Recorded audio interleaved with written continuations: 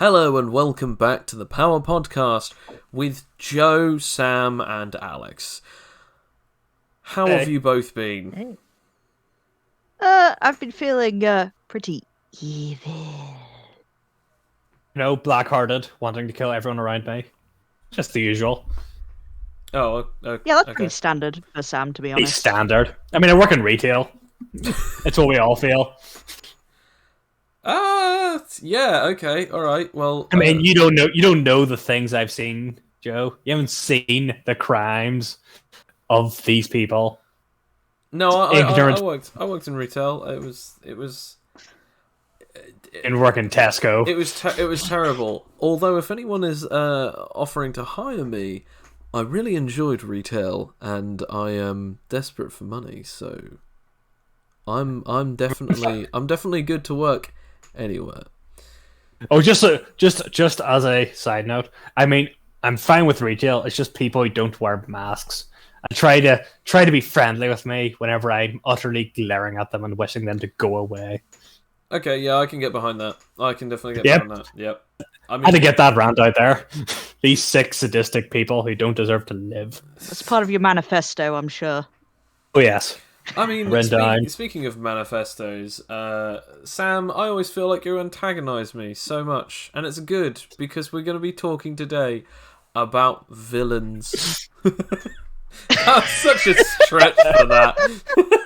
I mean, it is kind of true. It is kind of true though, because like you and Sam, one of these days you just have to fight it out, over the anime wars or something. Just have a slap fight in the parking lot over your weave things. I see it. Yeah, why not? Yeah, sure. I mean, whenever I come over to England, first things first, I'm just gonna see you down Terminator style. Be standing outside of my house holding something either like a gun or an actual gun. O'Connor. You are now here to be terminated. Come with me if you want to get your ass kicked. Come with me. Anyway, what are we talking about? I don't know. Yeah. Villains. Anyway, yeah. This is a lot more casual opening. It works well because we talked about Terminator. Yeah. Terminator was a villain. Exactly. Yeah. So this is about villains. We actually, embarrassingly, didn't think of a subject, a power to talk about because we kept going back and forth. But also, we thought, well, it's quite fitting because in a couple of weeks' time we're actually going to be doing streams on the Dev Plays, which is where we playtest the game Endermite Tales that I've been developing, and pretty much you guys are going to be playing alongside a couple of new players, Juice and your guys' friend Ben, and this will be taking over instead of the Endermite Fables. Sadly, it is dead and gone for now. For now, who knows? We might come back to it sometime. Yeah, we're going to put my elf on the shelf. And my character that was a ninja will be hidden once again. I'm sure everyone else has something clever about their characters that they would like to say, but since no one else is here, I'm just going to say it. We've moved on. So the next campaign that we'll be doing as part of the Dev Plays will be a villain campaign. And so we thought that it would be fitting to talk about villains. Now, I'm pretty sure, Alex, it was you who brought this up. Yeah, I love villains. Let's go. So, just give me a random example of a villain. Well, I guess the Joker, the best villain in the DC universe. Fight me. Okay. I mean, subjective, but we'll let you speak. You have the floor. Well, I just okay. All right, hold yourself together. Well, yeah. I mean, the reason why Joker's so iconic and why I personally love him is that he is more like a force of nature. I mean, he has many iterations, but the favorite way I like to see the Joker is that he's a force of nature villain. He has his own cult. It kind of changes. He's like a walking storm. He is just pure chaos, and which is a wonderful contrast to Batman's pure order. And pretty much you can't reason with him because he's crazy and chaotic. You can't really do bargains with him, and you can't really escape him because he always has some bizarre, chaotic way of taking you down, and that's both beguiling but also terrifying. Just having this guy, this utter maniac, come after you for just because he finds it funny, torture you because it's funny to him. Just blowing up buildings because, for a bit. For a bit that he's doing for his comedy set. That is something that's, I find that's, I don't know, it's just sort of something very sort of primal. I think, and that's why, he keeps coming back. It's like, he's almost unkillable. He doesn't have any powers, but he's almost supernatural in how he just keeps freaking coming back and having so many iterations and still fucking causing chaos, even from beyond the grave. Well, I quite like Joker, but now, just out of curiosity, before we actually get to our actual picks, Sam, you sounded like as if you had something to add to that. In your opinion, who do you think is the best DC Comics villain? I mean, I would definitely not say the Joker. Go on. You have my attention. But there's a lot of... I don't want to say... Mostly because Joker has been overplayed. I mean, I would disagree with you. He's been put in so many things. And just everything. But there are villains out there I think are more interesting, have more variety than just I am chaos. A lot of villains have more nuance than just, oh, I will do something funny because it amuses me. I'm going to do something so the Batman will try and stop me and I will fight him back. I don't know. That just makes me like him more. It's like Batman Senpai notice me. It's just I just find that so. I just find that But here's the thing: Sam has been dodging around this now. Well, who is in your opinion the best villain of the DC universe? The best villain is a tricky one, but I would always tend to go for Lex Luthor. I knew you were going to say that. Either Lex Luthor, mostly because he has gone the full scale of villainy. Gone from, and he's led the lead, like the Legion of Super Villains, or whatever it's called, the League of Super Villains. He's super intelligent. The Legion of Doom as well. In a lot of iterations, he's the one who founds it. Yeah, and and he's been someone that's been the enemy of almost all of the Justice League members at one point or the other. He has fought Batman and Superman and even Batman in his own alter ego, as Bruce Wayne. He's had clashes with Wayne Tech and things like that. So I understand the love for the Joker. Oh no, I definitely do as well. I can understand.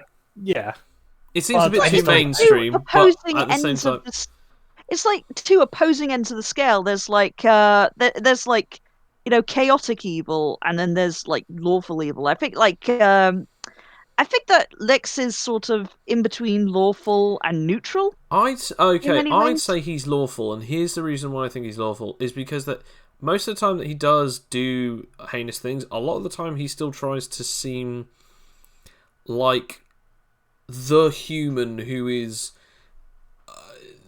because he knows that if he is seen as a criminal, then that can hurt his stature. Sometimes he does end up getting caught, but he tries to play the rules at least to save face.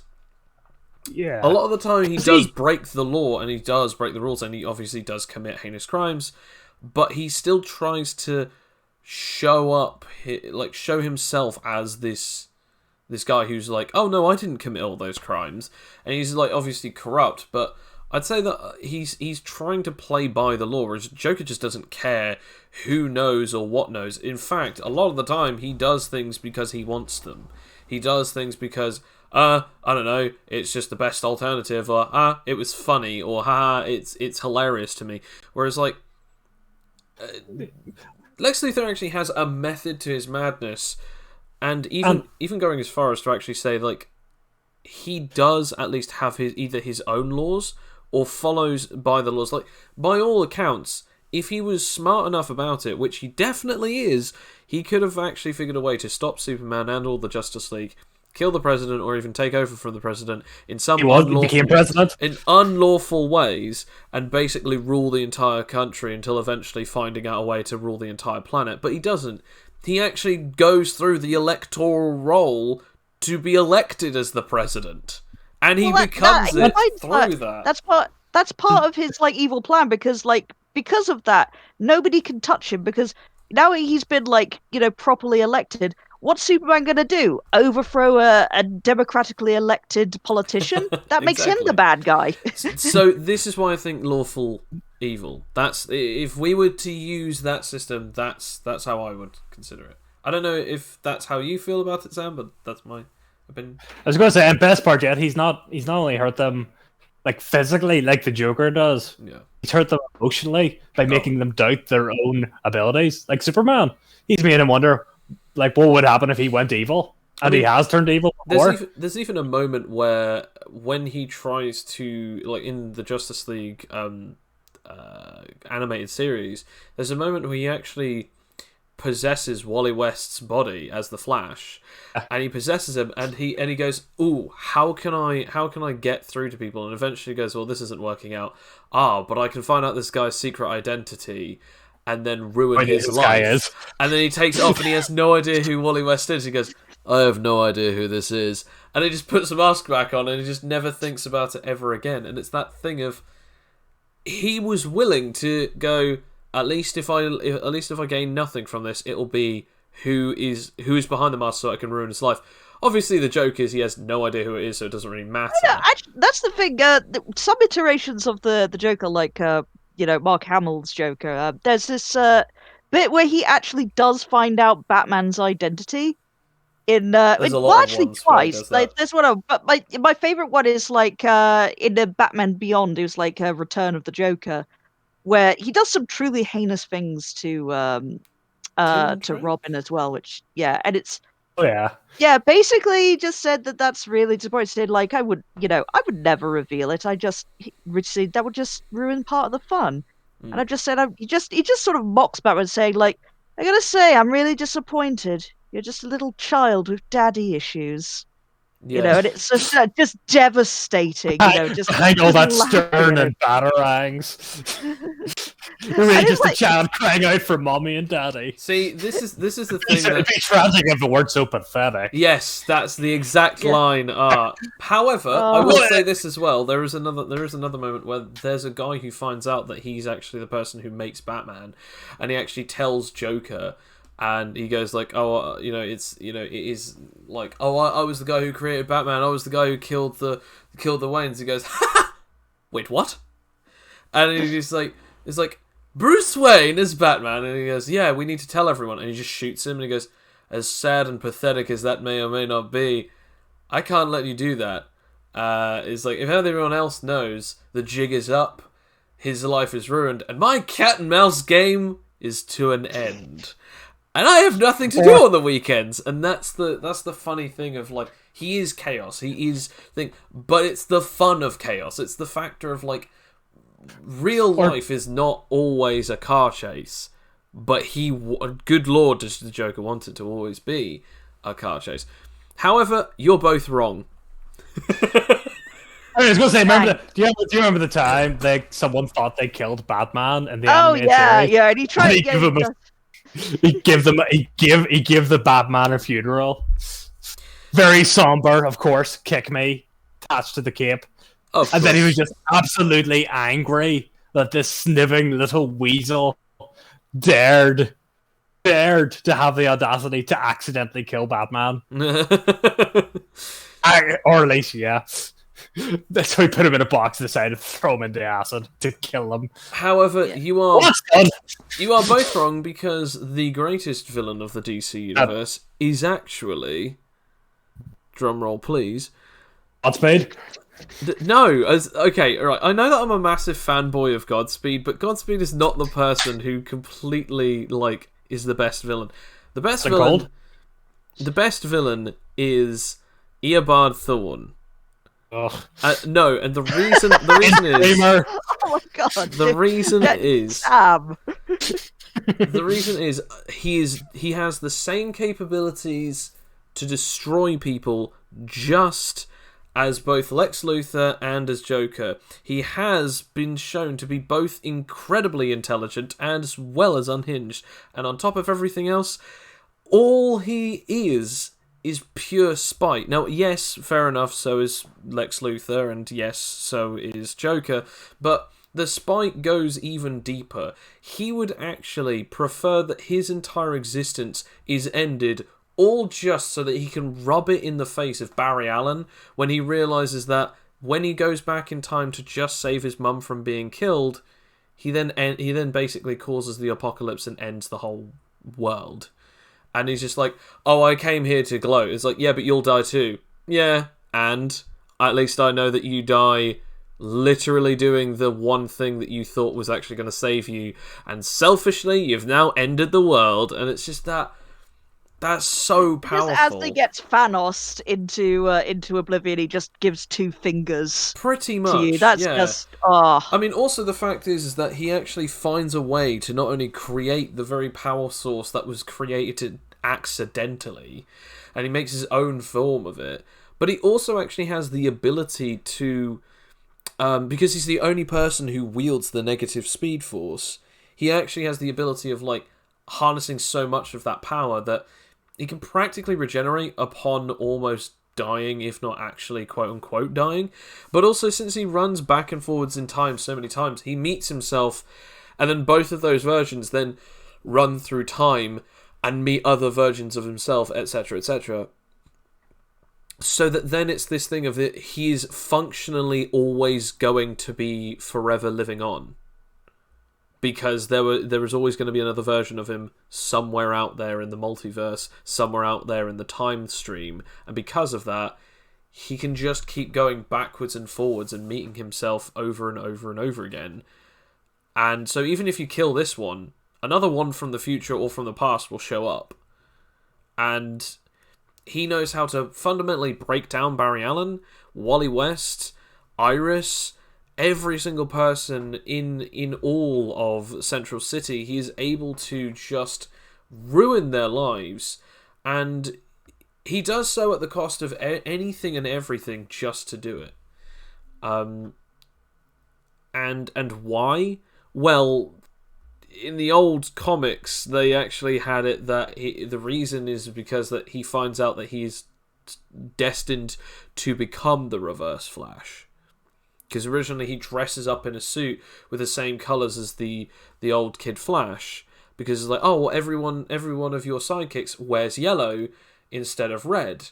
So I'll wear yellow. And then he makes an adult-sized costume themed around the same style as the Flash, but it's got yellow instead of red. And when he goes back, he's then seen as the Reverse Flash, and this then drives him to become the Reverse Flash, which is kind of weird.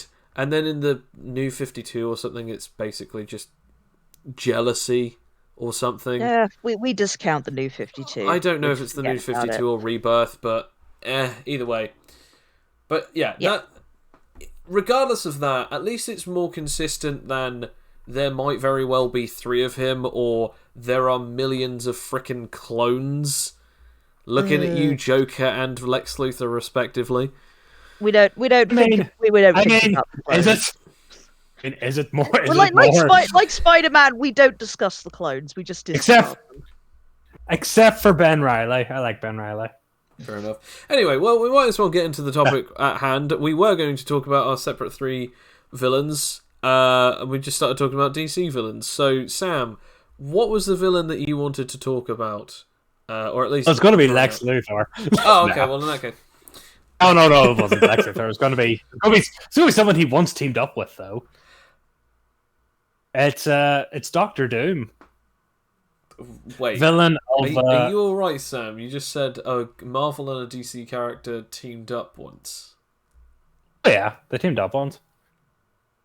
Continue. Same way Spider-Man and Superman once fought it out. Really? I have to see this comic. It was in the comic. It was back in the 70s when DC and Marvel were on better terms. They did like annual. They wanted to do annual crossovers. Yes, because they did. No, it was Lex Luthor Speed Demon. It was Lex Luthor and Doctor Octopus. So it wasn't Doctor Doom. Doctor Doom was in the next one with Parasite.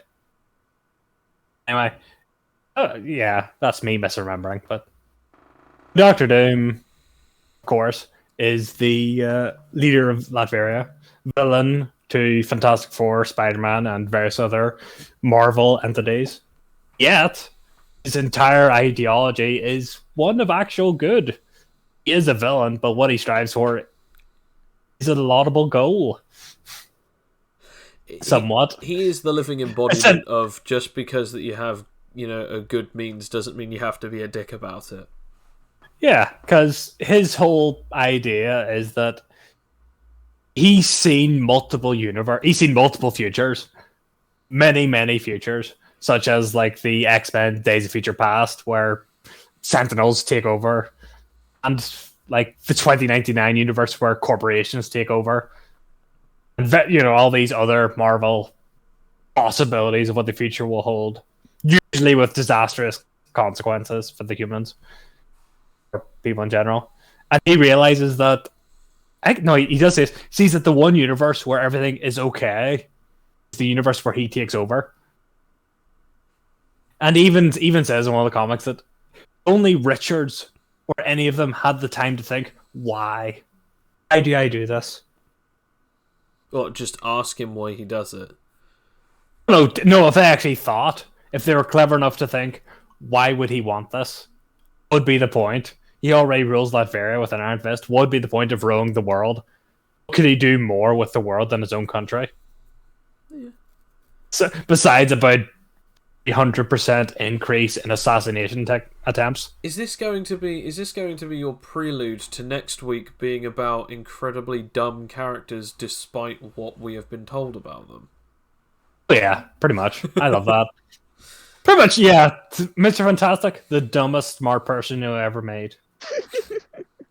I mean, yeah, if you've seen any of what he has done in comics, you'll realize he's pretty dumb. Even honestly, if he is the smartest man in the world. Honestly, I've been to university. I know a lot of supposedly smart people who are incredibly thick. So it's like, I get it. I totally get it. But yeah, he's done various things that have been considered evil. He's tried to take over things and kill people. And he has blackmailed people, and I think at one point he did take over the Hulk's mind, or blackmail the Hulk into killing the Fantastic Four for reasons. He just wants them out of the way because he's Doctor Doom. Doctor Doom. Well, okay. Not a good guy, but a great guy. Well, you've now gone for the lawful evil, and you've gone for just, I guess you could say, misunderstood evil. I would just neutral, lawful neutral. Oh, I don't know what he'd be on the scale. Again, this is why we don't use it for Animite Tales, because it's just like it's a little too pigeonholey. Because there's a lot of nuances to a way that how someone can be or someone can act. But I will say this: you've both gone for really good picks. It's just a shame that the one that I have picked now feels a bit disproportionate to the two that you have. But I will try and bring it. So mine is from My Hero Academia. Big shocker, another My Hero reference. I could have done One Piece. No, I'm kidding. My villain is actually All for One from the My Hero Academia series. All for One, his power is literally to steal other people's powers. He can stockpile them in himself, and he can even give them to other people. he stores a lot of powers and steals a lot of powers that he specifically wants. And the main reason that he does it, to be an overlord, so that people owe him a favour, to basically be a devil almost. That he will do something, in return someone will do something for him, kind of almost the same thing as selling your soul. But in this world, it's more, instead of selling your soul, give me that power, or give me a ton of money and I will give you a power, or oh, I'll give you a power if you promise to be under my allegiance for the rest of your life, or until I feel like you've paid it off. And later on, you find out that he just straight up just kills people, like, that he thinks are even mildly annoying, and he harbours a lot of power. Like, on top of the fact that he can steal powers, the powers that he's stolen, he can also steal a ton of them and just use them all at once, like a great big pile of power. Almost like as if he stocked them up in a great big pile. If only there was a word for it. If only there was an episode that we did before this one that would explain this one. But alas, either way, the whole point, knows?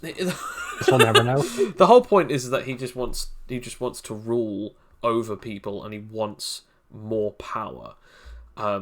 Later on, like in the series, I think he actually does claim himself to be a demon god. Like, he wants to be a demon god, or considered a devil or something. So, kind of a god complex to some degree. Devil complex? I don't know. But yeah, that's my one. He's just evil for the sake of being evil, because he has the power to be whatever he wants to be, so he chose to be the most powerful evil guy. So much so that even people who are within his presence know how terrifyingly scary he is. Even in the first time that you actually ever see him in the series, he's got a breathing apparatus on him, looking like Darth Vader, but in a tuxedo. Like, he's in like a full body like suit attire, and it's like, this old guy looks menacing. It's so obvious that this guy is going to have some like weird ability, and he just completely just annihilates every single like hero that comes his way without any effort. And like, anyone who sees him is just like instantly horrified, because there's that thing of like, this guy can take on so much and do so much, and all he is just a seemingly middle-aged man in a suit. That's it. Like, that's all it seems to be, and yet he has like this unruly power. So we're going to get into the next part of this topic, the next part of the discussion, where we actually talk about what specifically makes a good villain or a good antagonist. Now, I'm just going to put this out there. I think any villain can be a good villain. I think it's just the set pieces. Like, for instance, you can actually have a villain as simple as, I am the evilest bastard that ever lived. But for them, you have to create a functionality of, there has to be something driving it. In the show Jujutsu Kaisen, spoiler alert, and I'll be brief, they actually have it. The main character actually has like absorbed pieces of this very powerful curse user, or this curse wizard or sorcerer or whatever, who eventually basically became a cursed spirit or something. Like basically, he's like one of the most powerful beings ever, and he was just an evil bastard. But the thing that makes him interesting is that he is stuck in this kid's body. There's nothing that he can do to really get it out. But every now and again, he can possess the kid, and they sort of fight for supremacy. But unless if the kid actually lets him, he can't do anything. It's obviously the classic hidden demon route that they always go for anime, which is a bit of a shame. But they put an interesting enough twist on it that it actually feels unique. And you have that thing of like, this guy is just evil for the sake of being evil, but he's stuck. And then you have like, oh, this guy is evil because, he is, but he's actually able to like he's interested in experimenting and seeing what his ability does to other people. This is another character from that show, Majito, and again, without spoiling anything. But I don't know. What are your opinions on what makes a great villain? It's tough. I mean, I agree with you there. I do kind of think that in the superhero genre, I think that villains like kind of act as puzzles for the hero to solve. Like they are like they kind of have to like be foils to the heroes. But at the same time, I think that a good villain, like all the villains that I really like, represent things that problems that we have in the real world, like right now. Like not even the set pieces, like something that resonates with today of like, kind of like universal fears and hates, of the thing. Like one of my favorite villains of all time is Dolores Umbridge from the Harry Potter series because she is a villain I think who is universally hated. I don't think that I don't think that there's anybody sympathetic to her cause at all. She is just like the second that she appears in the books and in the films, instantly everyone's against her.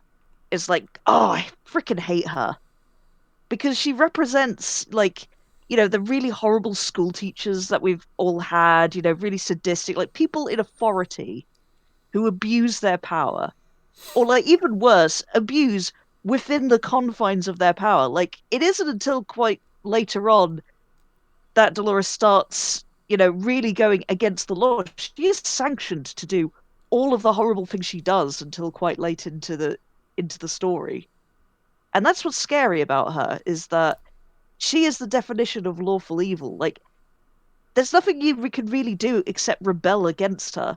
You have to like break the law in order to actually combat her because she is the law. So Like you what think happens? almost that Yeah. a corrupted character is kind of Yeah. interesting, a corrupted villain. I'd have to say you're right because they do this a little bit in The Boys, where quite a lot of the heroes are like, "Oh, we're the heroes. We can do whatever we want, so long as nobody catches us doing it, and then we can like bust your asses, bring you back." And it's like, yeah, no matter what they say, they're evil traitors, or we just kill you. Doesn't matter. That thing of I have the law on my side, and therefore I can bend the rules, break the rules, or completely ignore them because I'm immune. However, if you suddenly pick up this thing and hold it against me, that's another 5 years in prison, or that's the execution sentence, or anything. Depending on what universe, what world it is, what country it is in what specific situation. And I think you're absolutely right. Umbridge does, from the Harry Potter universe anyway, does definitely show that force of the reality of it, of people in power will always try and find a way, like people with power will always try and find a way to lord it over someone, use it against someone else. As something as simple as like having the last chocolate from the box going, haha, na na na na, got it.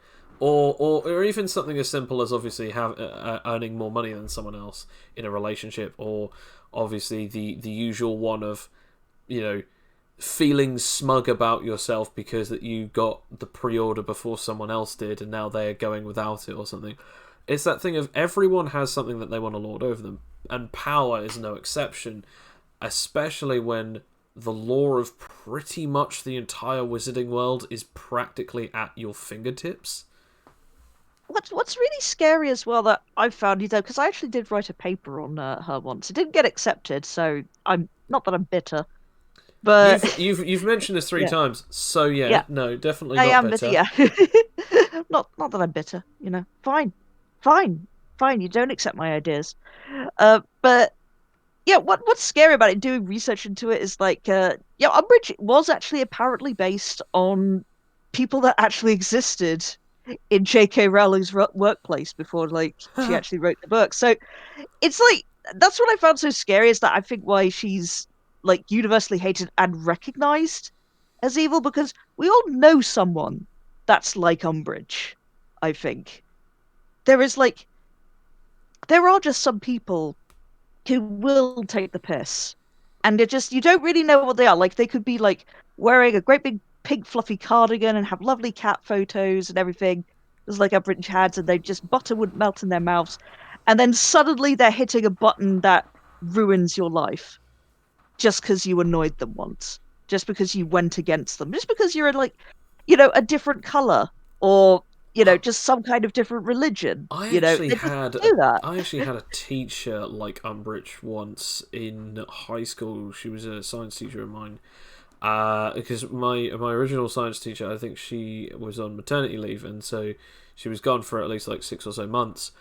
And this other teacher, she always had it out for me, and she actually gave me like a really bad like behavior, like report or something at the end of like one of the semesters, just because that like I would be talking to my friends, but everyone on our tables already had done all the questions, already had done all the things, and got everything right. It was just the fact that we were talking and she didn't like it, and she would always single me out despite everyone else being just as bad as I was. And it was this thing of like, I was like, why? And when I got the report back, I actually like went to the student council body member and actually spoke about this, because I was like, why the fuck are you doing this to me, sort of thing. Obviously I didn't swear at them, but I was just like, why have you done this? And it just went, well, she says it, so we have to believe it. It's like, okay, I want to point out, none of my other teachers have ever said that I have done anything like this. And also, I am in the same class as, and I named the 3 students that had actually all gotten basically like detentions, suspensions, near expulsions because of their physical, verbal, and emotional abuse towards other students, class assistants, and the teacher herself. So yes, people. She still didn't come clean until eventually we went higher up and actually spoke about it, because that actually like damn near ruined my final report, because it was just as I was about to go to college. So for me that could have been a really bad thing of like, they see that as like, wait a minute, his behavior is this bad? Like, this is bad enough that people would be like sent on detentions every single day for. What did he do?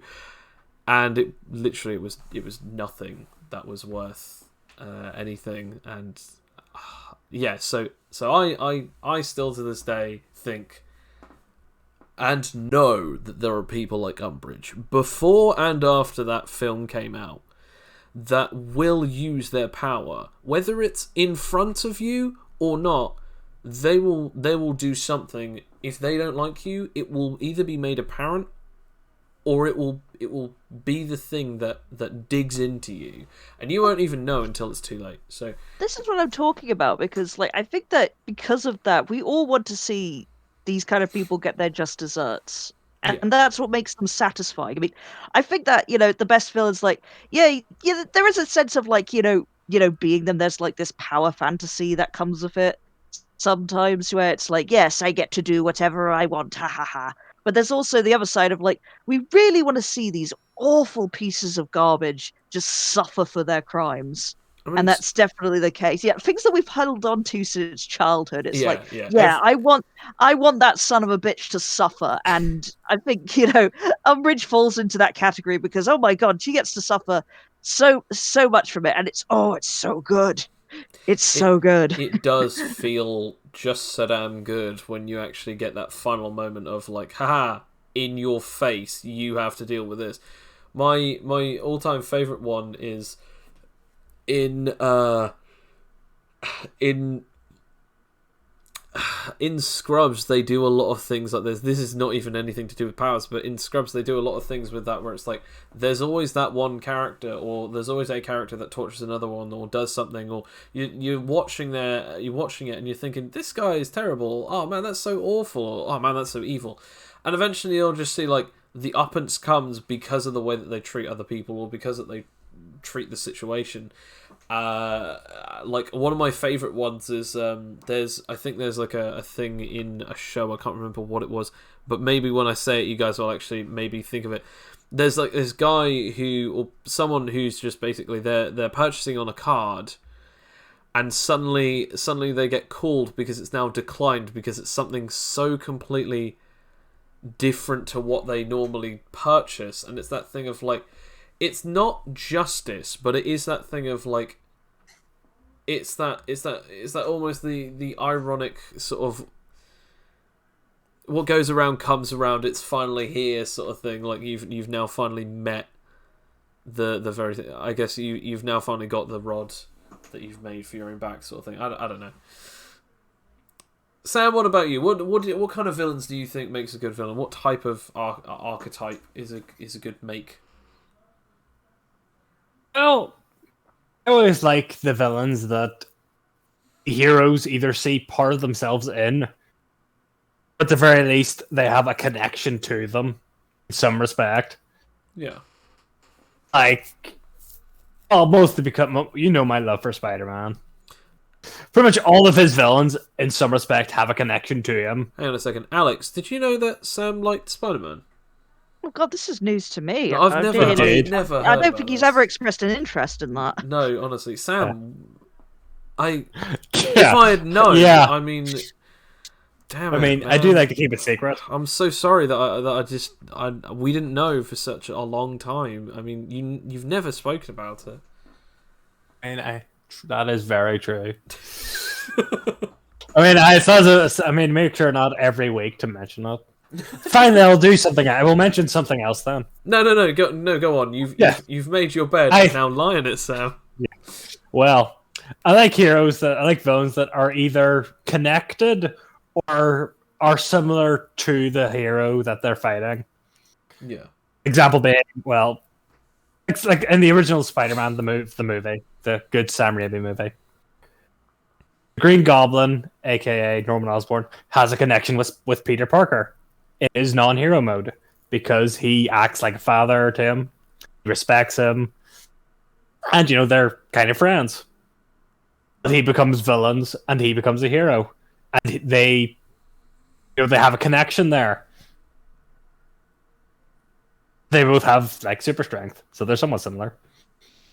But for villains that have like almost the same power, I'm gonna go for a deep reference here because this is a film I saw the other day. The Shadow, the great 1994 film starring what do you call him? Alec Baldwin. The villain in that film has pretty much the exact same power as the Shadow, except more powerful. In the film, the Shadow has telepathy, more or less, where he can trick people's minds into making himself invisible to their senses.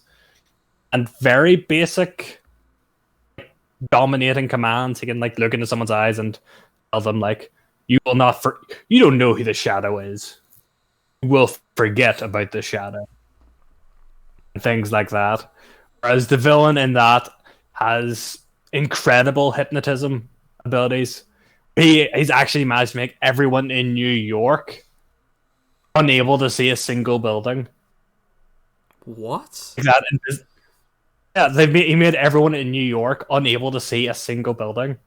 That's how powerful he was. Jeez.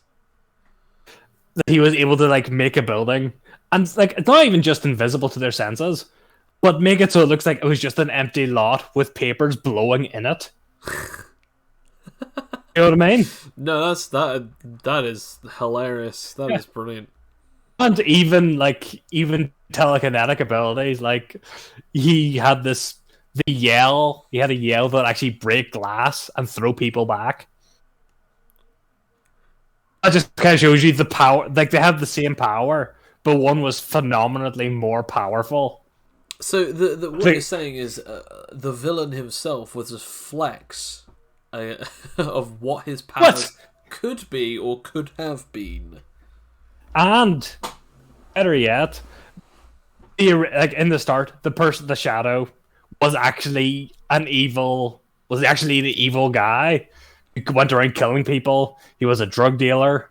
He was a drug lord. And he just straight up was an evil person. Mm. Then he got kidnapped by this monk who taught him how to use his powers for good. And he used his dark heart to make people pay. The man who he's fighting was pretty much kidnapped as well, and was taught the exact same thing, except he wasn't turned to the side of good. There's another connection there. Not only do they have the same power, they were both taught by the same mentor. Or somewhat less deep reference would be Doctor Strange and Baron Mordo. Or they have the same powers, the same mentor, have the very same connection, but they're both like what could have been, more or less. The mirror image of the hero. You get my meaning? No, I do get you mean. I mean, like, so what we have here is like, you know, the characters. I don't think there's anything wrong. I think what we're all saying here is there's nothing necessarily wrong with a character that's just evil for the sake of being evil, or, you know, is connected to the, you know, the villain or the hero or the protagonist, or in some way or shape or form. And we're also saying, like, they can also be something that is connected to a real world problem, or at least is somewhat relatably scary. I think one of the things that I was talking to Graham about this yesterday, which was sometimes the worst part of horror is when it's actually a human doing horrible things to other humans, because it's that thing of like, this could actually be physically possible. And I think with Umbridge, it's that thing of like, fair enough, it's like wizardry and all that lot, but half of this stuff can be possible. Like, this could actually happen to someone. A student can actually be treated in this way. In fact, students were treated this way, like, give or take about 20 or 30 years ago. Actually, no, probably a little bit more, but around about 40 years ago or something. Because, I mean, like, you know, they'd use the cane and smack people with rulers and all this sort of stuff. Throw them out of windows. No, I'm kidding on that last one. But the scary thing is, like, student physical punishment was actually a thing, like, you know, a minimum of 40 years ago.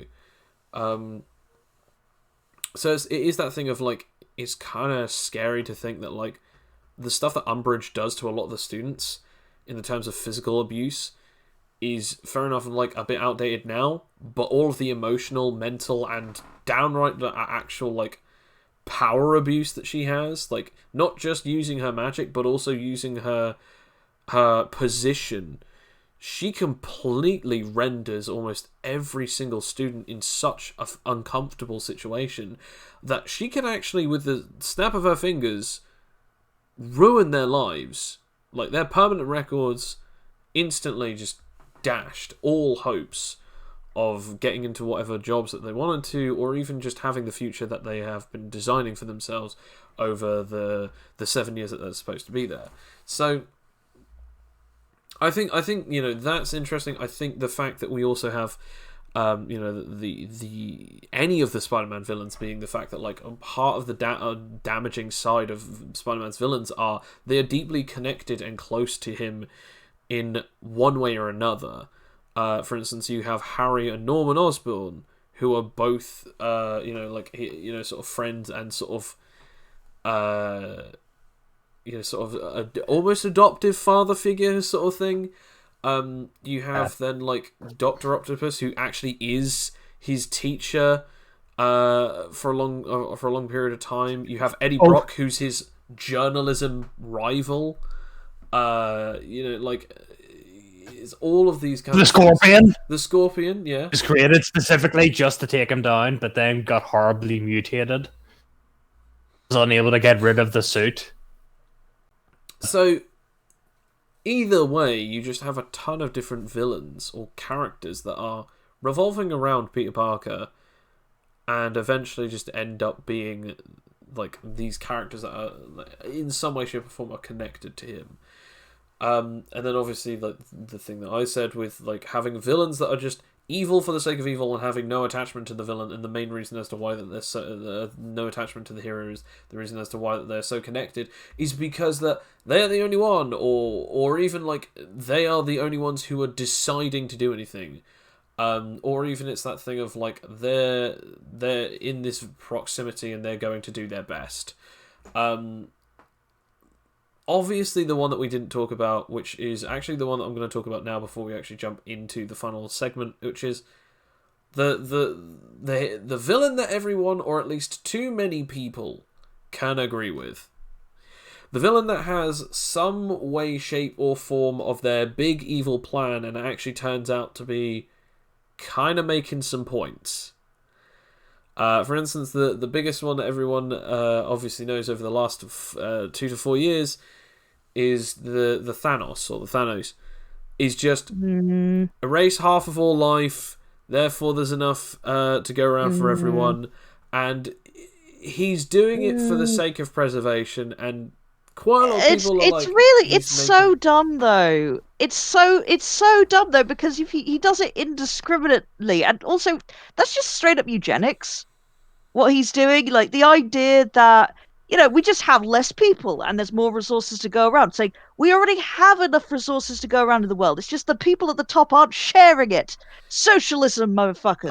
Okay. Well, yeah, yes, I mean, yeah, but if there's 50% less of those people...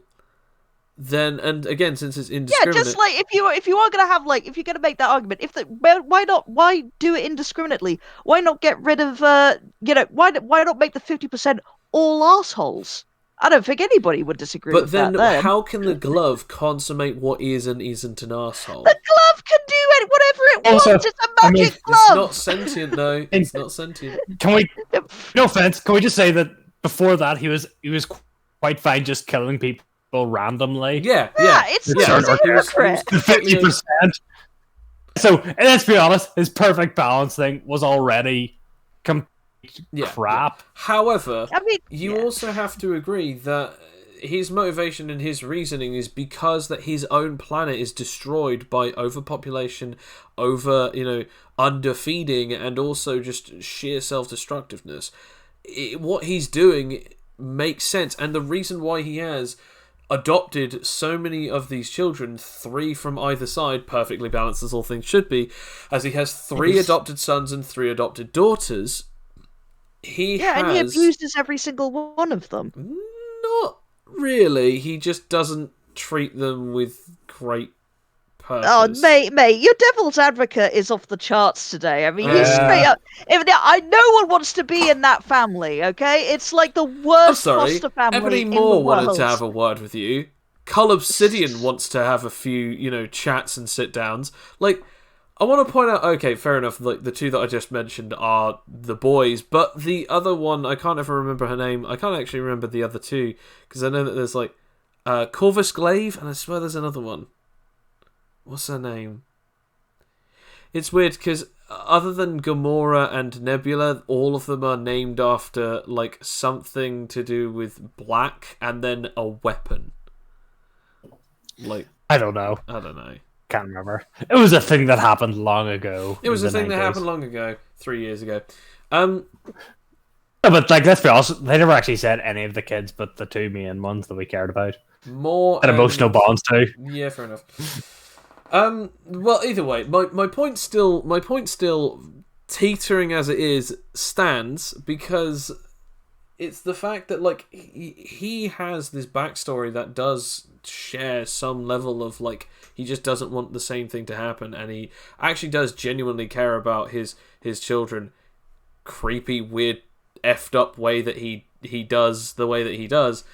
But I still think that, like, I agree to some degree that, like, yeah, it kind of makes sense, like, that. However, just throwing this out there, this is probably the best alternative. Double resources. Just straight up make all of the universe bigger. Surely that's a thing that glove can do. Its ability of space and reality can warp it.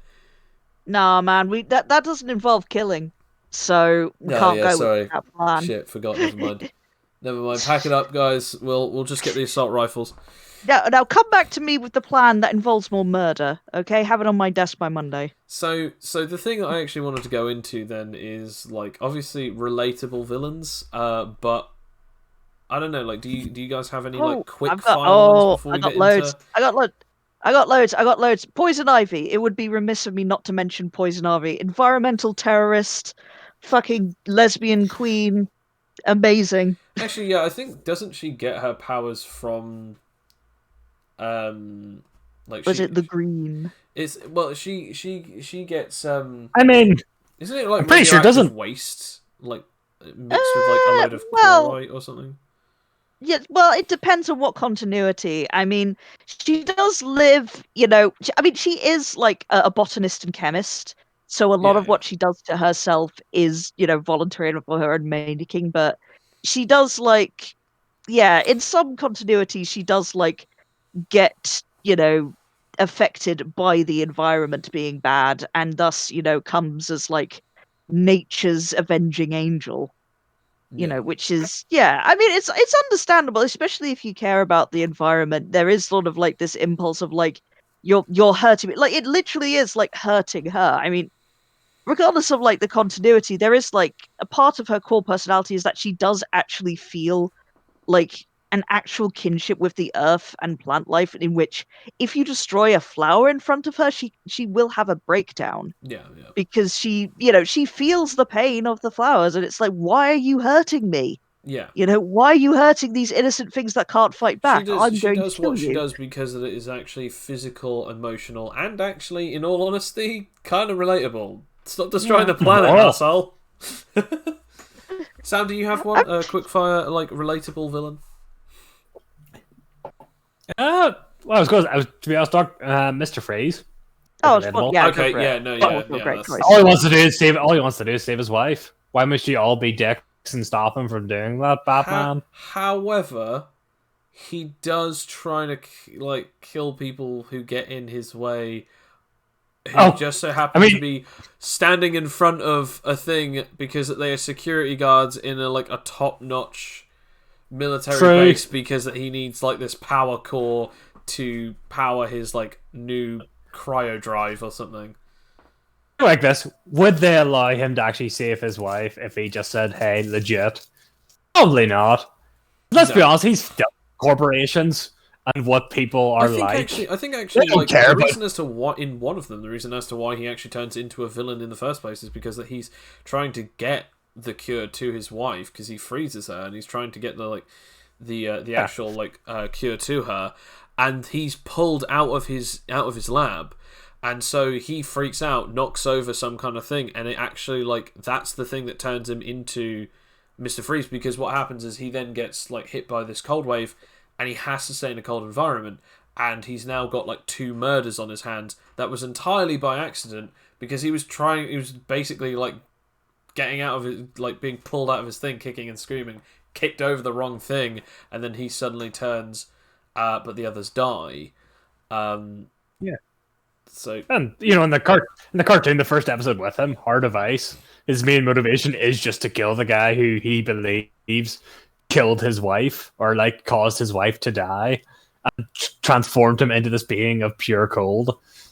Let's be honest, it's a very relatable idea. yeah, I mean, revenge and also avenging, revenging Wife. and avenging. Yeah, I mean, yeah, or even just Let's be honest. like just trying to do something for another person, regardless of the means. Obviously, Doctor Doom is another one. Going back to Of what course. you said, but yeah, no, you're definitely correct on that.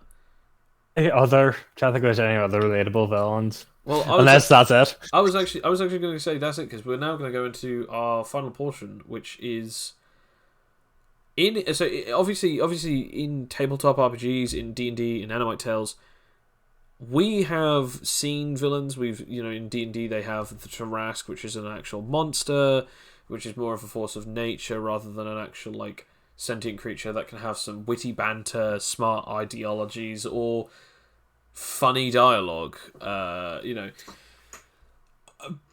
but you do have other things like the beholders that are actually quite intelligent. Some of them have the ability to speak. You actually have the liches that have brought themselves back to life through necromancy.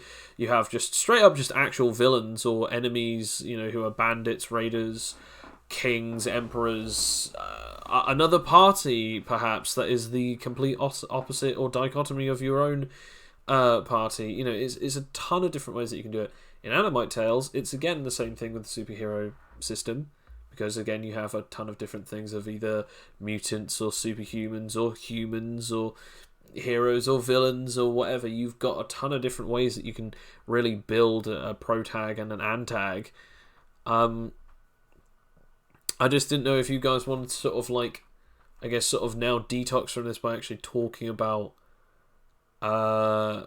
villains. Like, what do you think would make a good villain in a tabletop story, like, or you know, a campaign or a one shot or anything like that? What do you think would be good? Whether or not you're actually playing as the villains, hintity hint hint hint, or if you're actually playing against them either as you're the DM making them, or you are the player who's fighting against them, and you think that would work quite well. I guess, like, I mean, I don't know, because it's like the ones that you've created for us, like the ones that keep coming back, is like they still follow the same rules as with, every, villain that I like in media, really. They gotta have some kind of motivation or lack thereof. Like, they have to have some kind of point in the story. They have to be like introduced organically. It's not sort of like, and I am Tomato Head, suddenly, I mean, I have no relation to this world. Do you have like an example of any of the ones that match that specific convention? I love Helios still. I also hate Helios, but I love him as well, because I think that's probably one of the best antagonists that you've done, other than the one who shall not be named. That's a number. Just for a little background, Helios in the system is actually an angel or an interdimensional being. Pretty much, he's the guardian of the multiverse, and those who step between the realms. He watches over all things that are to do with the multiverse. If you go to another universe, like another dimension, and then you also mess with time, because that time can actually create another split in that universe. For instance, like, go back in time and you eat the sandwich, go back in time and you throw the sandwich in someone's face. Those now create two different points in time that actually alter the timeline, meaning that two new universes are born from those decisions that you made. Helios isn't a fan of that, especially if it's not in the universe that you came from. If it's your own universe, he doesn't care, but if you start messing with other universes that you don't come from, it's that thing of like, okay, now you're basically trying to have almost this god complex, and Helios then stops it, because there's a balance to everything. Although that there's an infinite universe and an infinite multiverse, you can't have it where you mess with time and the multiverse at the same time, because at this point it can then start creating collapses. People can start unexisting, and even more dangerously, people can start basically taking for granted reality. And Helios pretty much stops this, because in one of the sessions that you guys did, if you remember, you guys actually went to another universe where magic existed, and then brought them into the universe where magic does not exist. And her magic still worked. It was just this thing of no one else was supposed to know that she had magic. Everyone was supposed to be led to believe, like, oh no, it's a superpower that does this one specific thing. And then someone finds out that she has magic. Helios then appears, and then everyone has to fight him. Now, someone being me. Yeah. My character. I just said it, and it was like, well, that's the thing, because I didn't know the rules at the time, because again, these are all like solid rules. No one did. Like, that was the thing. Like, no one knew any of the rules of Helios, because it was that thing of he was supposed to be something that, like, because at first it was because that you had a multiversal warrior alongside you, who came from a different universe that was not his own, and he messed with time, and suddenly, I think it was Aspen started seeing. Yeah, Aspen started the visions first, and then eventually, you guys started trying to mess with time and space again, and that's when Helios sends like a special set of armor that he can control remotely. That stole one of your guys' NPCs, like a companion that you guys had, who, to be honest, has kind of had at that point had a history of basically being the character that gets kidnapped or maimed or something.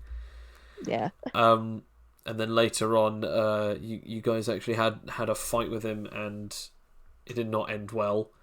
No, that was what made him so scary, was just that mystery of him. Like, how powerful is this guy? And it's like, it doesn't even matter because it's too late before you even realize what's happening. It's just Helios is there. Helios is going to kill you.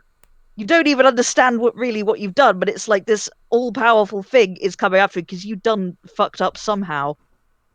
And it's like, it's just, The thing is, just like, yeah, I was like, like I said, I love and I hate him because it's like he's such an annoying villain to fight. It's like, in order to win, you shouldn't fight Helios. Basically, that's the lesson. You have to like talk him out of it, or you either need to be in that situation where you don't want to fight him and you do not bring him to your world. That's the best way that you win. You never fight or you never piss him off and never fight him, or you better have more preparation than needed. If you think this is too much, it's just enough. It's like, it's even worse as well because like, even if you do kill him, and that's the thing that really terrifies me about him as well, is on top of everything else, is that even if you do kill him, he'll just go back into a realm and just regenerate anyway. Like, because he is like just part of the universe. Like, you can't get, it's like, killing the idea of like time, it's gonna exist. Helios will always exist, and after you've killed him, he's going to develop a grudge against you. So if you... Yeah, but he's a stickler for the rules. He literally cannot come into the physical reality until you open up another portal to another one of the universes. So at that point, like, if you do kill him and just go, now we'll never open another portal to the other dimensions ever again, like another portal to the other universes ever again, and we'll be fine and safe and happy because we got along fine in this universe before we started messing and dabbling with things we did not understand. But it's funny because Helios specifically, unless if you actually break his rules, he's not actually an antagonist, nor is he supposed to be a villain. It's the same thing as pissing off a god or an angel or a hero. Like, in fact, like, one of my favorite moments is an antagonist for you guys was a hero that you guys got on the wrong side of in the first ever campaign that you did. Yeah. And that's also that thing of anyone can be a decent villain or an antagonist, like the Homelander thing, where it's like, this guy is supposed to be the symbol of justice and heroism, and he's just like, no, he's a selfish dick, and he actually genuinely doesn't care about you, and oh no, he has the power to do anything he wants, so you can't stop him. Which it definitely is like a mark of an annoying villain, I guess. I mean, this is difficult because on one hand, in an RPG, you do want that satisfaction of beating the villain. Actually, like, that's your job. You got to beat the villain. But at the same time, it is also equally interesting to have these villains that are almost completely insurmountable. It's like, yeah, even if you do defeat them, like, you're the bad guys now because this guy had a lot of power and clout, and now everyone hates you because you've destroyed their hero and father figure.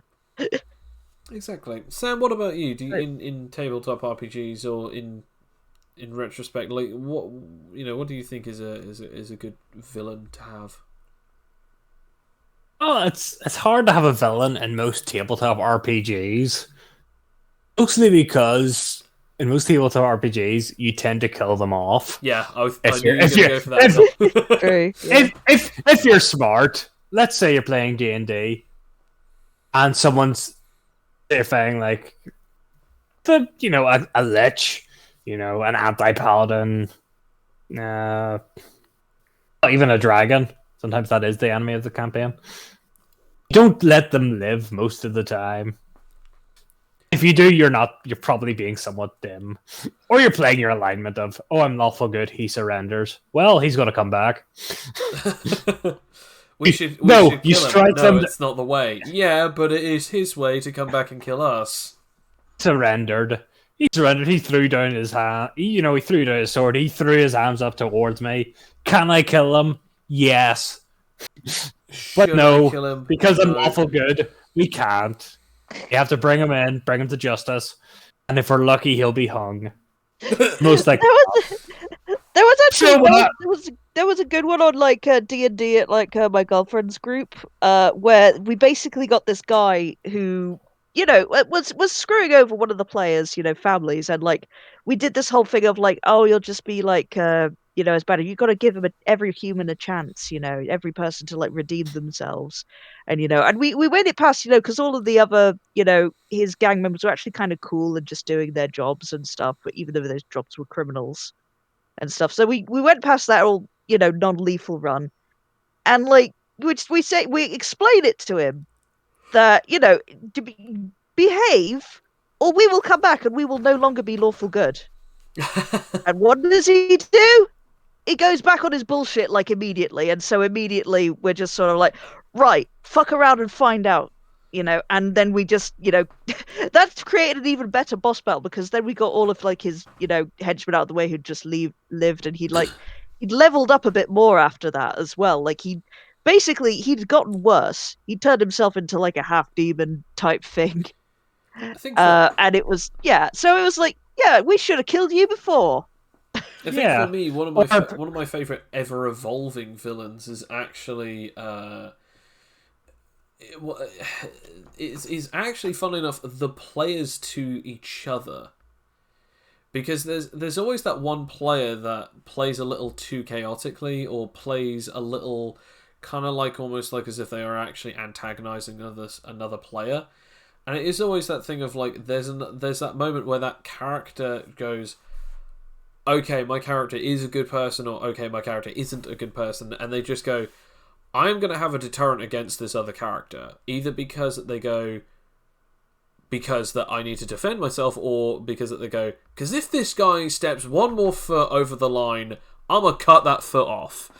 And so it is that thing of, players, I think, are allowed to have that sort of, that thing where they, if players are sort of being dicks to each other, they can have that thing, and then eventually it turns into a PvP TPK, or even just a 1v1 because two players are just like, our ideologies don't match together on this, we are gonna brawl it out or duke it to the death.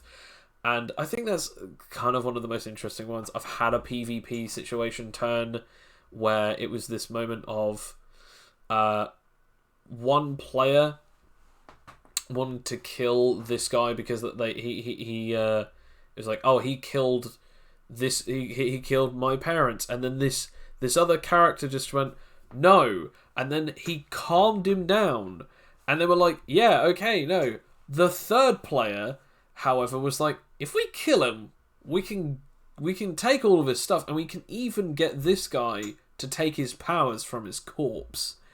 And they were like, what the fuck? No, we're not going to kill him. He's surrendered. He's unconscious. We can now take him to prison, and he can pay for all the crimes that he's committed. And then it's this thing of like, the character just like pulls out a knife, and then the other two are just like, if you do this, we are going to have to fight you. And then it was like a civil war between the two separate groups. Eventually it ended up in them killing him, taking his powers, but then they beat the other player up. Like, I think cut one of his hamstrings, so he's like limping away. And then they take the stone from him. Like, they literally like bust his hand so that he drops the stone, and then they take it, and then there's like, if you want to continue this fight, you can. But the guy that was with you has now run away, and it's 2-on-1, and you have one leg that is busted. And he just used any of his might just to limp away, and they were like, yeah, we're not even going to bother chasing after him, regardless of what information or whatever he said back. We've got the stone. We're not happy about it, but we're gonna have to just deal with what happened here. And yeah, it was this really kind of interesting thing character-wise. So I think the players can also be just as easily each other's villains or antagonists at the right situation and the right moments. Of course, there are ways to beat the villains without killing them. Absolutely, I was absolutely. going to continue saying. Sorry, go on, Sam. Because, as I have done this once before, mostly because there could be much crueler ways to beat someone. Oh, where okay, I thought you were going to bring up cover. No, this was in a different game. I actually made someone completely forget their entire life. Jeez. I made a villain, I think he was a wizard of some sort. So essentially, it was either a wish spell, it was a spell of some sort that I made him, that I did it so that he would forget everything that ever happened to him. His mind was essentially just a blank slate. Oh my god. It was pretty much, it was like blank slate, but he could still speak words. Remember that thing from one of the Twilight Zone episodes? Where it was a criminal and they just removed all of their memories. It brought him into the community that he had tortured or brutalized. Jeez. Yeah, that's what I did to that guy. Let's be honest, I'll say this.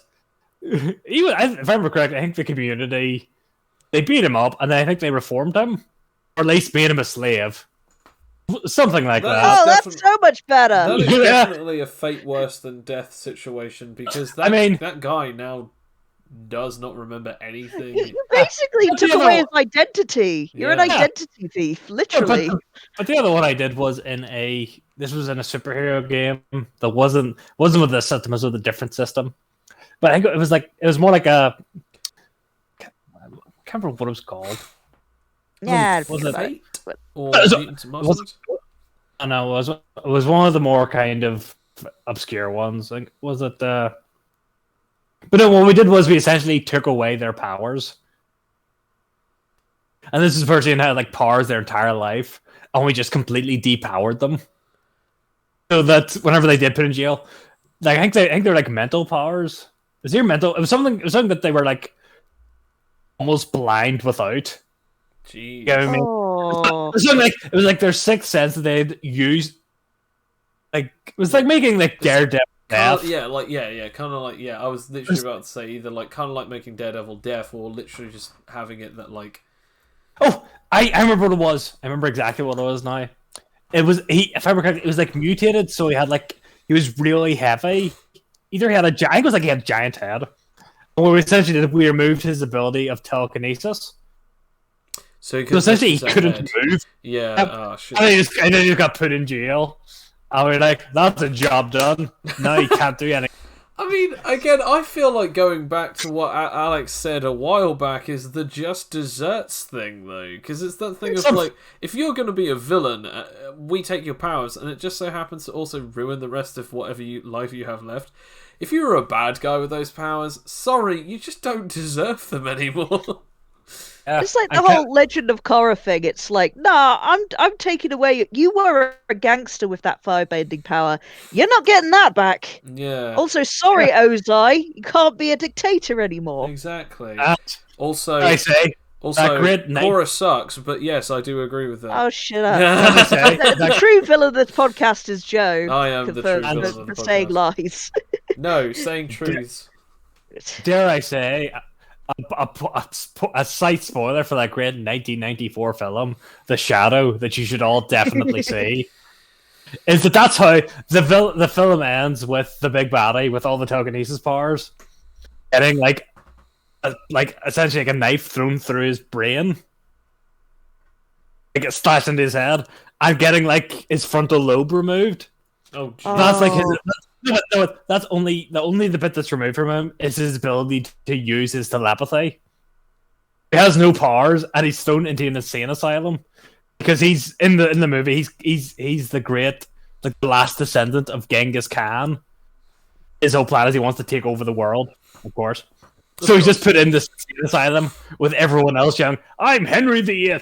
I'm William Shakespeare. I'm Babe Ruth. Oh. I'm the son of Genghis Khan. You Yeah. will obey me. Okay, right, I get it now. And that's where he's thrown into this place. See, and it's I have to say though, I do think that Sam is on to something with villains, and I think it's that thing of maiming, either physically, emotionally, or mentally, just maiming to such a horrific destroying degree. them on a Because level instead of killing them, because killing them is like done, like they don't have to live with the consequences or the decisions that you have made for them that is now irreversible.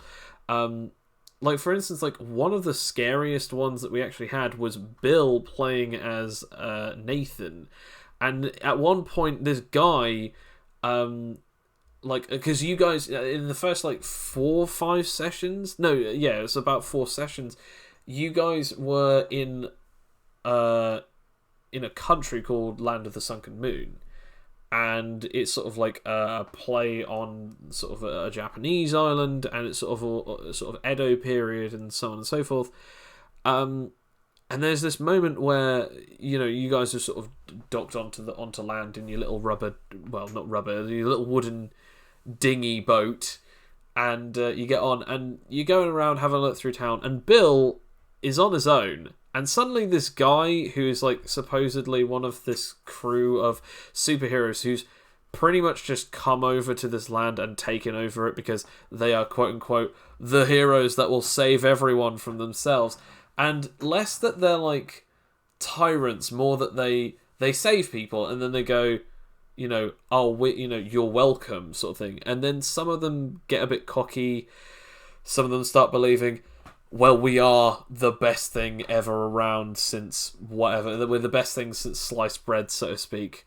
And eventually, there's this one guy who's like this aerokinetic, and he has like these 2 big twin swords on his back, and he's walking around, and he's always sticking his tongue out and sort of just like, just always like being really weird and creepy. He suddenly walks up to like Bill's character Nathan, asks where like some people have gone. And Bill like gives him false directions, and the guy doesn't know that he's been given false directions because Bill got a really good deceit roll, and this guy just went, "Thanks very much," and he leans into him, and he just goes, "By the way, and then he tells him his name, and he just goes, "You better remember that I'm sort of a big deal around here." Licks Nathan's face and walks away, and Bill's just like, "I'ma remember that." Fast forward like 3 sessions later where you guys actually fight him, knock him the hell out, and then Bill, who has like super bunny legs, grabs him by the waist and starts running all the way to the other side of the island. It's like 3 hours later, and it's like morning, and he brings this body, like this unconscious guy, to the sort of the Grand Vizier. And he says, the Vizier says, "Thank you very much. I'll inform the mayor that he's been brought back dead." And Nathan goes, "Sorry, what? He's definitely alive." And goes, "Oh no, I know." And then he proceeds to stab the guy to wake him up. And the Vizier says, "This is for the mayor's daughter. He'll be so happy to see that his daughter's murderer is finally brought to justice." And then at the end, he actually turns to Nathan and goes, "But of course, if I dirty my hands any further, it would be unjust of the Vizier to perform an execution without any permission by the mayor. However, a random low-life bandit who just happened to bring in a dead body that was suddenly maimed, that could go under the rug." And sort of then it's basically giving Bill the knife, and it's like, "Nathan, what do you do?" And Bill just goes, "I grab his tongue." And proceeds to cut it off, and he just bleeds out. And as he's bleeding out, the last thing that he says to him, he goes, "Don't lick people." That's the last thing. I love that as well. It was just the most deadpan as well. It's not even like a badass sort of like, you shouldn't lick me, say you licked the wrong bunny or whatever. It's like, don't lick people. Throws tongue on corpse. I'll try and do my best Bill impression, but I think the way that he went, he goes, "Yeah, don't lick people." It's just perfect. It's just the way that happens, and it's just. Oh, he still has that tongue on the ship. Does as well. he? Yeah. He has What? 3 human body parts. One is a heart from Poltrus. The other one is the tongue from that dude, and another one I think is like a finger that someone had cut off by accident, and he just kept it around. He's got like 3 pickled like body parts, 2 of which are like, yeah, 2 of which are actually like from like It might random surprise crew viewers members. to know that that's a villain campaign. That is a villain campaign, and he's yeah. a bad guy. He's your guy's captain, and you guys He seem is. to. I mean, he's still. well with it. Look, just because he's a bad guy doesn't mean he's a bad guy. Yeah, you know? exactly. He treats the crew well. He doesn't treat anyone else well. Well, I mean, well, that's the thing. They just have to give him what he wants, and he wants blood. So, you know. You just called Wreck-It Ralph, Alex. Yes, I did. Yes, I was going to say, yeah, well done. That was Not a very bad. subtle. Just because you're a bad guy doesn't mean you're a bad guy. Yeah. Oh, thanks, Satan. It's another favourite line. Satine. Satine. Dr. Satine. Dr. Satine. Yeah, I accidentally said Dr. Satine. No, I quite like that. So going from this then, finally, because we're actually gone over by like 20 I thought minutes or so. so. But You know our one fan will love that. the one thing that I'll say before we end this then is, what kind of villains do you guys always like to sort of try and attempt to be? Like, not necessarily like saying like this is a spoiler to the villains that you are going to be in the new campaign that we'll be streaming, but like taken from the previous characters you've played in the terms of either being evil or being villainous characters, or even not so, on top of the previous 8C's characters and now the characters that you'll be going into, are there any connections to them? And if so, does this mean this is how roughly the usual way that you want to play villains? This is what I want to know, because so far of what I get from the both of you, misunderstood and damaged, Alex.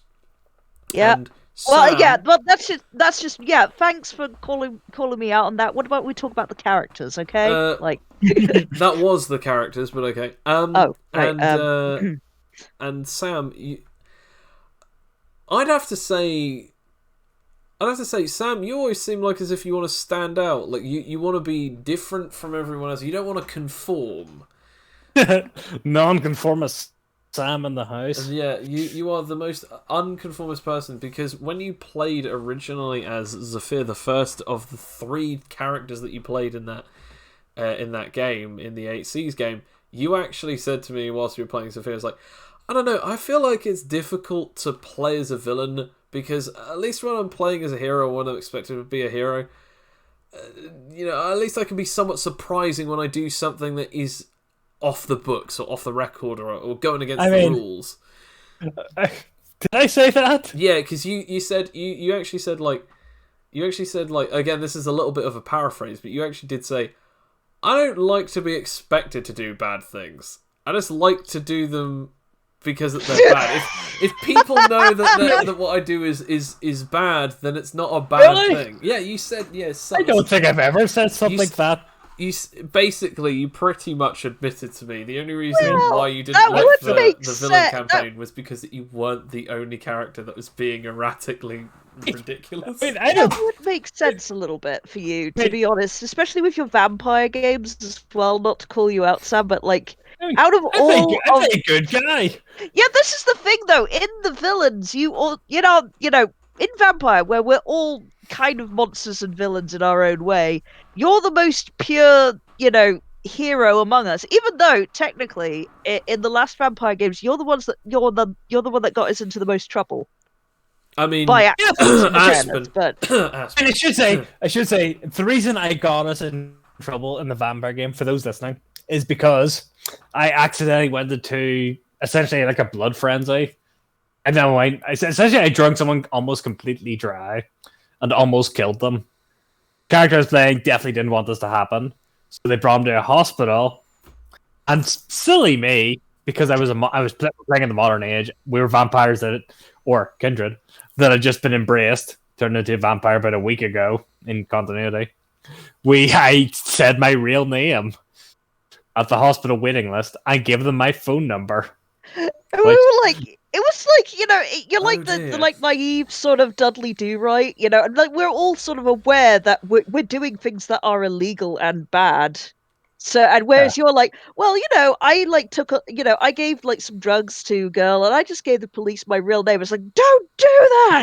I didn't give the drugs to the girl. I just said, No. I mean, like the equivalent. Like that's what we're doing. We're doing something that's clearly illegal and is going to get us killed because, we're accepting the villains, but I you were don't just want to sort of be Dudley Do that Right. guy, but let's put it into this. Sam, yes, is almost always playing as the erratically, chaotically, nutty butty character that is always the standout.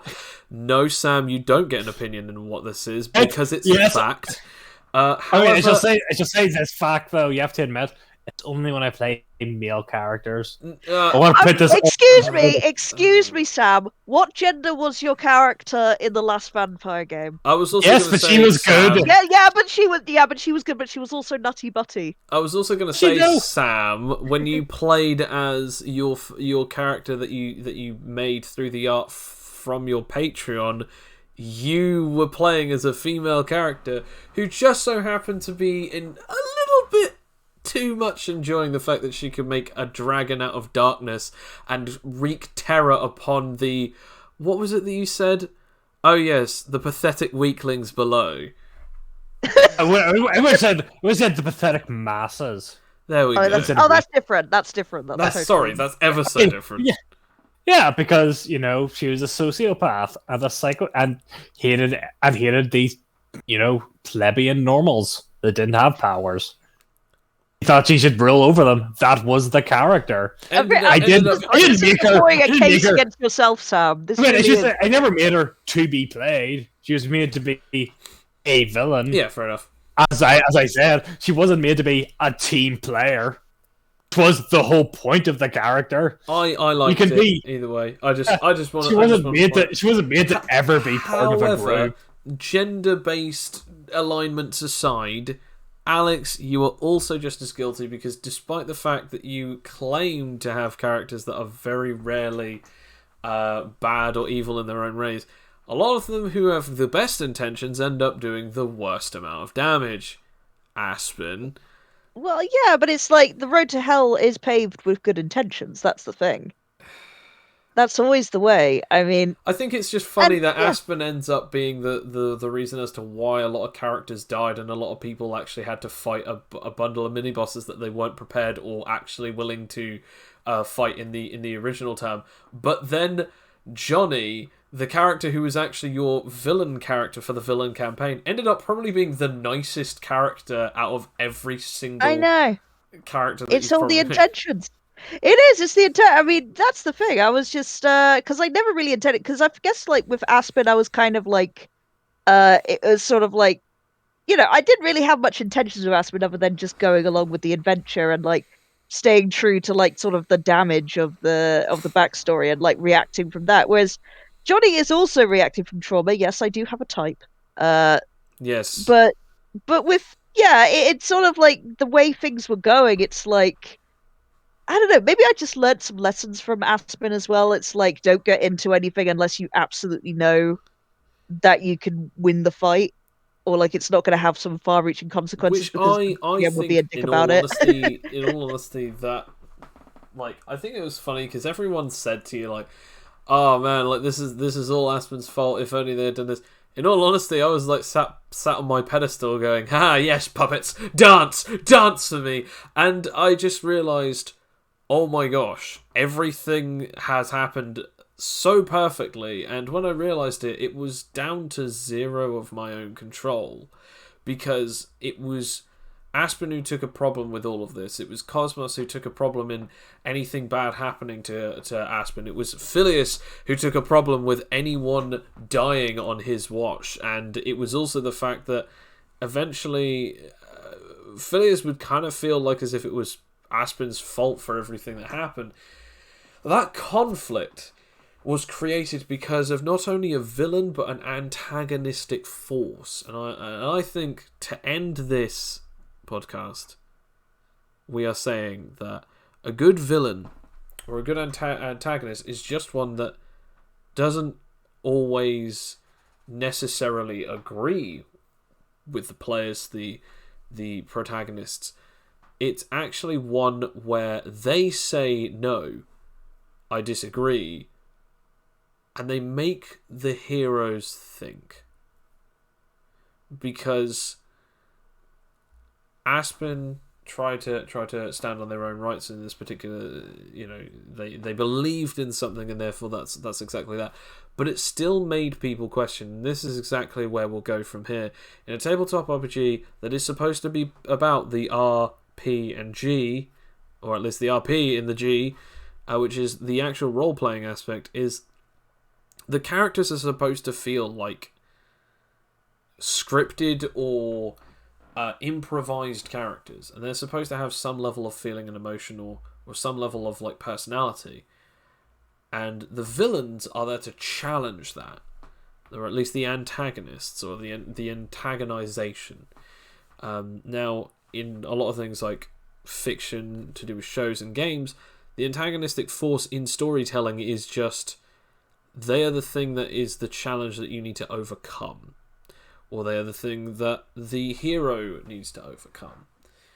And it's either something as simple as beating them to a pulp, or outsmarting them, but sometimes it can be something as tricky as understanding what they want and then figuring out how you can either be the best thing for, basically being the best, I guess you could say, the best answer to the question that they are proposing, which is, why do you think you can win?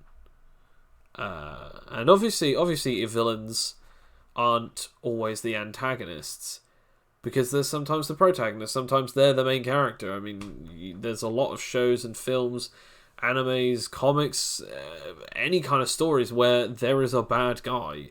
I mean, technically some of them are as old as Macbeth, where the main character is Macbeth, and let's be honest, he is a bad guy. Like, he is by all accounts the villain of the story. So really, it has to really be about the challenges they face. And that's what I think makes a good villain. That whether it's emotionally, physically, or even just straight up, it's to do with everything and anything. They have to give challenge to anyone they're facing.